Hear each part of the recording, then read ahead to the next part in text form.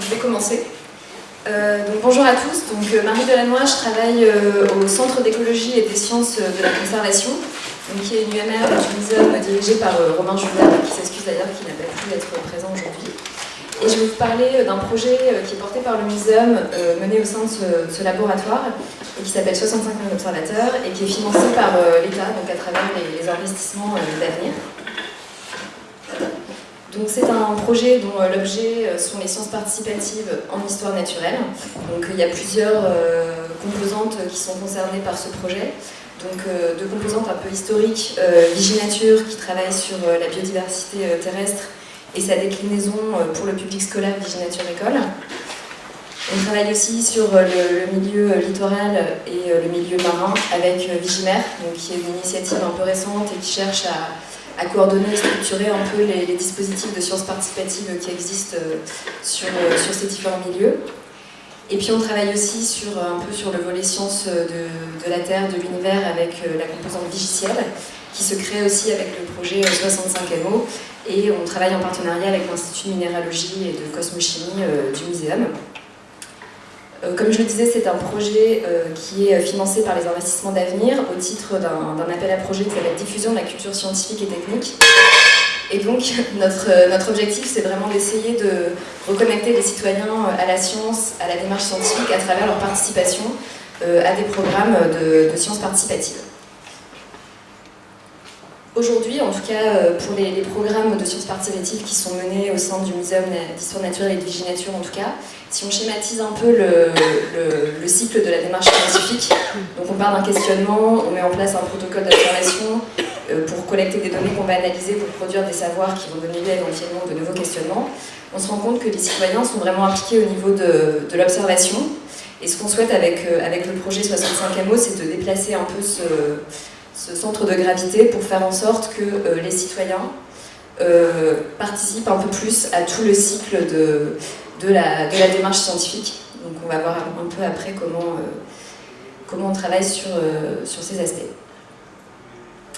Donc les sciences participatives au Muséum, c'est pas quelque chose de très récent, hein. Même quand on était Muséum impérial d'histoire naturelle, on faisait déjà appel au grand public pour qu'il puisse enrichir les collections et participer un peu à l'aventure de la connaissance.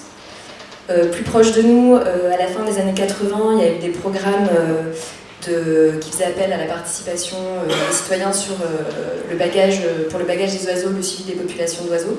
Donc ça a donné lieu au programme STOCK qui existe toujours aujourd'hui et qui mobilise un réseau important de naturalistes ou d'ornithologues un peu confirmés. Et tout ça a pris de plus en plus d'ampleur, et aujourd'hui, au sein du MISOM et au sein de la plateforme Viginature, on a une vingtaine de programmes de sciences participatives sur la biodiversité terrestre qui existent et qui sont à destination à la fois du grand public, mais aussi de naturalistes confirmés, des scolaires comme je disais tout à l'heure, et on travaille aussi sur des observatoires pour les professionnels, donc principalement des agriculteurs, ou des gestionnaires d'espaces verts, des jardiniers, etc. Donc ce Viginature, c'est un succès auprès du public. Il y a plus de 10 000 observateurs qui participent chaque année, donc ça fait déjà une bonne dizaine d'années que ce programme existe et on arrive à avoir à peu près le même nombre d'observateurs tous les ans, donc c'est déjà assez remarquable. C'est un succès aussi scientifique, il y a beaucoup de travaux de recherche qui sont menés par des doctorants ou des publications de chercheurs qui proviennent de ces observatoires Viginature, donc que ce soit pour exploiter les bases de données issues des programmes de sciences participatives, ou il y a aussi pas mal de travaux en SHS pour analyser un peu la participation citoyenne, les mécanismes, les motivations des participants, donc ça c'est quelque chose qui prend aussi pas mal d'ampleur. Les points négatifs, c'est que ce sont des programmes qui sont construits de manière assez opportuniste, donc avec des technologies vraiment très très hétérogènes, des organisations complexes. Et ce qu'on constate aujourd'hui, c'est qu'il y a vraiment un certain épuisement des structures qui coaniment ce programme avec le MISOM, qui sont principalement des associations, et qui ont de plus en plus de mal à mobiliser les participants. Donc voilà, on est un peu arrivé à un point où il fallait essayer de changer un peu les choses. Et il y a eu cette opportunité des financements investissements d'avenir sur la période 2015-2019 qui ont donné naissance à ce projet, donc 65 millions d'observateurs. Donc l'objectif du projet, le levier qui a été choisi pour essayer de réorganiser un peu ces dispositifs, c'est de développer des outils qu'on espère pérennes, innovants et évolutifs, mais surtout on espère qu'ils vont être porteurs de nouvelles approches à la fois pour les participants et pour les structures qui animent les différents observatoires de sciences participatives. Donc avant de détailler ces outils, deux petites précisions sur le périmètre du projet. Donc on travaille sur des données protocolées, structurées. Donc on ne travaille pas vraiment avec de la collecte de données opportunistes sur des bases de données un peu collaboratives qui feraient appel à des naturalistes, mais on essaie vraiment d'impliquer les citoyens dans le protocole pour avoir des bases de données qui soient vraiment utilisables directement par la recherche. Et puis on travaille sur une multitude finalement de projets, puisque chaque protocole est mis en œuvre dans des logiques d'animation qui peuvent être différentes, puisqu'on a des associations qui animent ces protocoles, des muséums en région qui organisent des activités aussi avec leur public autour des sciences participatives, donc il faut mettre en application ces protocoles. On travaille dans le cadre scolaire, donc voilà, il y a une multitude d'acteurs qui interviennent avec toutes des logiques un peu d'animation territoriale ou par public qui leur sont propres. Et donc il y a vraiment un enjeu d'essayer de proposer des outils pour l'ensemble de ces partenaires. Donc on travaille sur des outils à la fois sur ces aspects animation et puis pour arriver à avoir un système de collecte des données qui soit suffisamment robuste. Voilà. Donc ce projet a démarré en 2015. Il y a une centaine de partenaires qui travaillent avec nous, donc des collectivités, des muséums en région, des associations, voilà, des partenaires privés aussi, donc pas mal d'acteurs qui interviennent. Et en 2015-2016, on a vraiment essayé de recueillir les besoins de ces différentes parties prenantes, leurs besoins métiers, leurs besoins d'animation, etc. Ce qui a donné lieu à pas mal d'évolutions dans le projet. Et aujourd'hui, on en arrive vraiment à la construction de ce qu'on appelait une infrastructure nationale dédiée aux sciences participatives.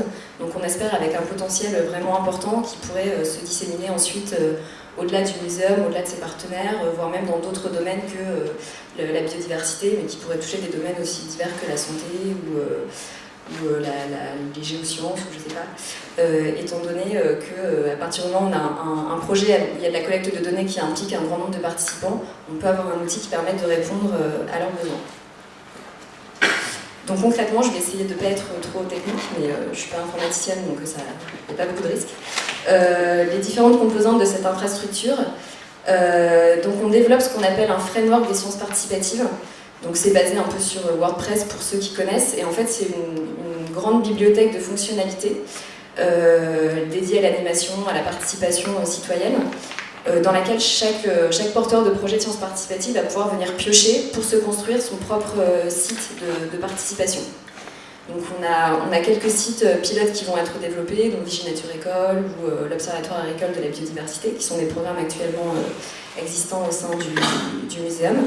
Mais ensuite, on pourra vraiment décliner ces outils dans différents, pour d'autres sites. Donc là, j'ai cité l'Observatoire de la biodiversité des jardins, mais on peut imaginer beaucoup d'autres programmes et d'autres disciplines éventuellement.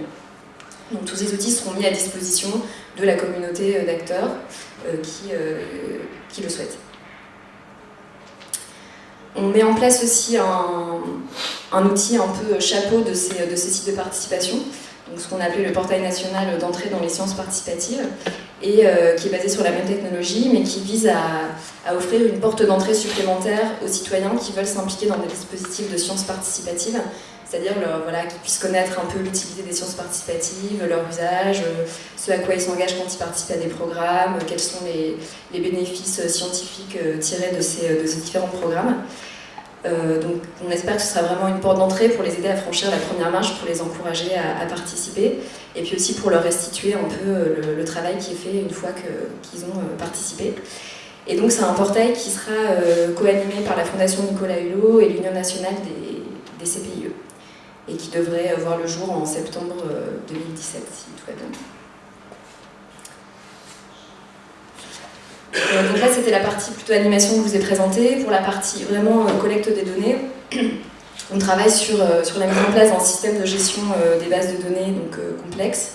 C'est-à-dire que tous les sites de participation qui le souhaitent pourront envoyer tout ou partie de leurs données sur ce système de gestion de la base de données, qui en retour leur offrira des services de restitution de ces données, de visualisation, voire des outils d'analyse de ces données. C'est-à-dire que les chercheurs ou les citoyens pourront aller consulter ces données pour travailler dessus et les analyser de manière directe.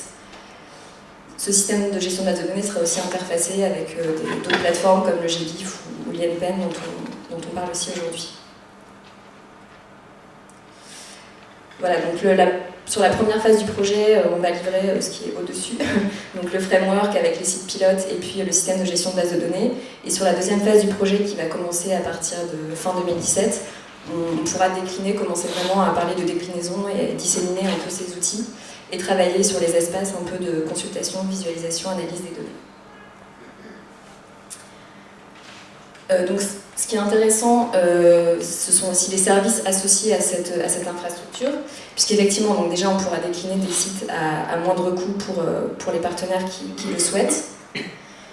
Ça se fera bien sûr dans le cadre d'une animation mutualisée entre porteurs de projets, ce qui aujourd'hui est vraiment rendu difficile de par l'hétérogénéité de toutes les technologies et de tout ce qui existe actuellement. Et puis, il y aura aussi une meilleure circulation des données entre programmes.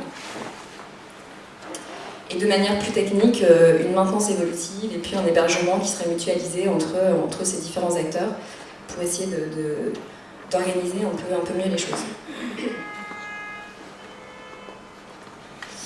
Donc pour terminer, je vous ai mis un peu ce qu'on attendait vraiment à la fin du projet en 2019. Donc ça reprend certaines choses que j'ai déjà pu dire, mais c'est en premier lieu de mettre à disposition de tous les porteurs de programmes de sciences participatives plus ou moins proches du savoir-faire de MISUM, des outils qui soient open source et évolutifs. C'est qu'il y a une certaine mutualisation des coûts qui soit liée à ces outils.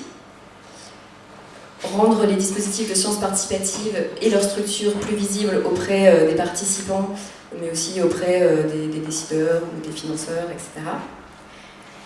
Avoir une communauté de participants, ce qu'on appelle des fois une méta-communauté de participants, donc qui communiquent entre eux, qui soient plus vastes, plus diversifiés et plus impliqués à toutes les étapes de la démarche scientifique.